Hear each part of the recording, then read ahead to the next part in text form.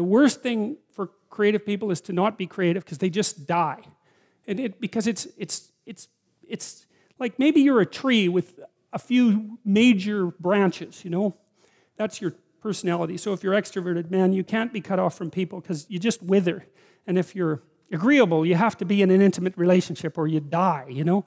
And if you're conscientious, man, and you're unemployed, you're just going to eat yourself up because you have to have a duty and you have to carry a load because you just can't stand it otherwise. And open people have to be creative.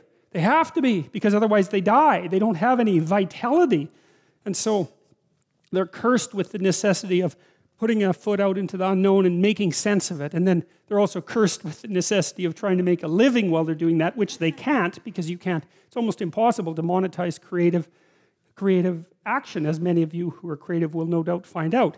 It's very, very frustrating. It's not that creative action is without value, right? Because the creative people are entrepreneurs and the creative people revitalize cities and the creative people make things magnificent and beautiful. You think about what's happened in Europe over the last 1,000 years, say 2,000 years, this amazing, unbelievable collaboration to make things so beautiful that they're jaw-dropping when you walk into them. And you think about the economic value of that, right? I mean, I think it's either France or Spain that's the most visited country in the world. It's one of those two. I think there's more tourists in France than there are people most of the time.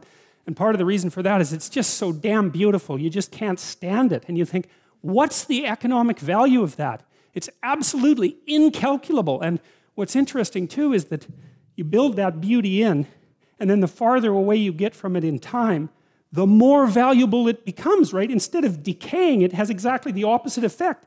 Its value magnifies. And one of the things that I'm deeply ashamed of as a Canadian is that our sense of beauty is so underdeveloped. We're so primitive. It's not even primitive. That's the wrong word because, you know, I don't know what it is. It's second rate. It's second rate at least. It's terror too because people are afraid of beauty. But the idea that art is... The conservatives really have a problem with this in particular because conservative people tend not to be that creative. And it's a mystery by temperament. It's a mystery to me because they should be concerned with economic development, and beauty is so unbelievably crucial to economic development that it just yells out at you, you know. So anyway, so that's what artists are doing. And so one of the things I would say is buy a damn piece of art, you know. Find one that really speaks to you and buy a piece of art because you invite that into your life. And it's a... Look out if you do it. If it's a real piece of art, because you'll also get a little introduction to the artist, and then that'll seep into your life, and that'll change things like mad.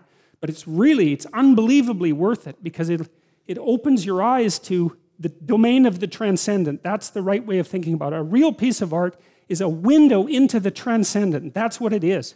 And you need that in your life because you're finite and limited and bounded, right, by your ignorance and your lack of knowing. And unless you can make a connection to the transcendent, then you don't have the strength to prevail. You look at these magnificent cathedrals that our civilization built over the centuries. You know, some of those, they're still building the Sagrada Familia in Barcelona, right? And it's an amazing building. I think it's going to take them like 300 years to build that. You know, people in the Middle Ages, they'd start building a cathedral and they think, we'll be done this in 300 years. You know, you imagine the vision that it took to invest in something like that. We look at quarterly reports. We can't think 300 years into the future to build something of that kind of remarkable, what? Those cathedrals are so, they're perfect, they're trees first, right? They're a forest, right? The Gothic cathedrals, they're a forest, and the sun is shining through the branches. That's the stained glass, and they're the perfect balance of light and structure because they're representing something about the proper structure of being, which is something like the proper balance between light and structure. And they represent like the sacred tragedy of mankind. That's why they're in the shape of a cross. And they're open to the sky. That's why they have a dome. And they're full of gold.